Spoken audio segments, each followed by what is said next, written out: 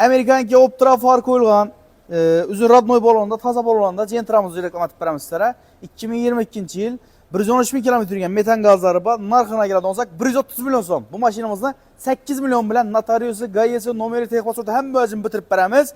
Aylık turları 4 milyon 600 milyon so'mdan çıkadı. 8 milyon so'mdan ikkalasa hem bölümünü bitirip beramiz. Xalasanızlar bu, xalasanızlar bu. Xalalarız gidip görəsizlər. Maşinamızda içinde kamisi yok. Hem bir radnoy halatını işler hem polita döşelgen. Tesla motorla koyulgan. Sidine kızdıra doları ba. Abezleri ba.